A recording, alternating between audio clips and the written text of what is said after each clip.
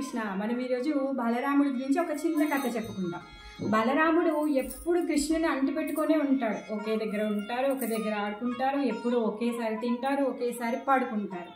వీళ్ళు 3 సంవత్సరాలు ఉన్న సమయంలో ఆ మహావనంలో ఉన్నటువంటి నందబాబా గోకులంలో ఉన్నప్పుడు ఏమవుతుంది అంటే వాళ్ళ పెరట్లో ఒక 2 పెద్ద వృక్షాలు ఉంటాయి. అది మనందరికీ తెలిసిన విషయమే.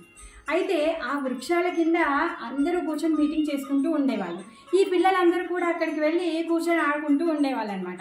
మరి ఈ శ్యామ రామ ఇద్దరు కలిసి అక్కడే ఆ చెట్టు కింద కూర్చొని ఆడుకుంటూ ఉన్నారు. ఇద్దరు ఒకరి చెవులో ఒకరు గుసగుసలు చేసుకుంటూ ఉన్నారనమాట.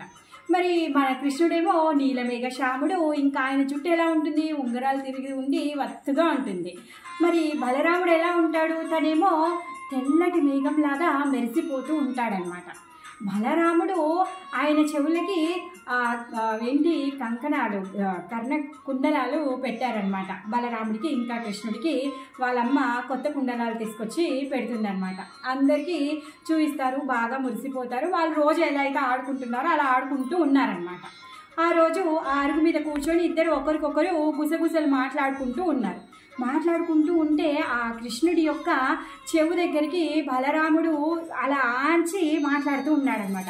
అప్పుడు ఏమైంది అంటే బలరాముడి యొక్క కుండలం, ఏదైతే కర్ణ కుండలం ఉందో ఆ కర్ణ కుండలము కృష్ణుడి యొక్క జుట్టులో ఇరక్కుపోయిందనమాట.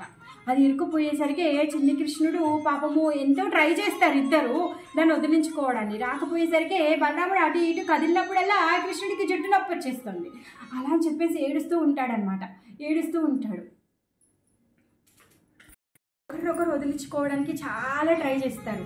ఆ ఏడుస్తూ ఉన్నాడు కృష్ణుడు, ఏడుస్తూ ఉన్నాడు. బలరాముడికి ఏమో అయ్యో కానా ఏడుస్తున్నాడు, దానికి ఏమి తోయదు, ఎలా వదిలించుకోవాలో తెలియదు. అంతలోకే మయ్యాన్ని పిలుస్తారనమాట. రోహిణి అమ్మ ఉరుక్కుంటూ వస్తుంది, యశోదమ్మ పరిగెత్తుకుంటూ వచ్చేస్తారు. ఇద్దరు వచ్చేస్తారు. పిల్లలు ఎందుకు ఇలా అల్లాడిపోతున్నారు, ఏడుస్తున్నారు, ఏ సంగతి. బలదేవుడేమో అమ్మ వచ్చి వచ్చి వచ్చి కానా ఏడుస్తున్నాడు, వచ్చే అని చెప్పేసి తిను ఏడు చేస్తున్నాడు బలరాముడు. అయ్యో కానా ఏడుస్తున్నాడు అని చెప్పేసి అప్పుడు అమ్మ వచ్చి ఆ కృష్ణుడి జుట్టులో ఇరికినటువంటి ఆయన చెవు దిద్దుని తీస్తుంది అనమాట. తీసి మళ్ళా బలరాముల వారికి పెట్టడానికి వెళ్తే అప్పుడు బలరాముడు అంటాడనమాట, నా కానా ఏడ్చాడు ఈ చెవు దిద్దు వల్ల, అందుకే నేను ఇప్పటి నుంచి ఈ చెవికి అసలు చెవు దిద్దే పెట్టుకోను అని చెప్పేసి అప్పటి నుంచి బలరాముడు ఒకటే చెవికి కుండలం పెట్టుకుంటాడనమాట. అందుకే ఏక కుండల అనేసి అంటారనమాట.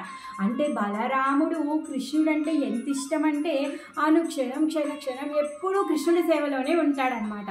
కృష్ణుడు ఆయన దేనికైనా బాధపడుతున్నాడు, ఏడుస్తున్నాడంటే తను తట్టుకోలేడనమాట.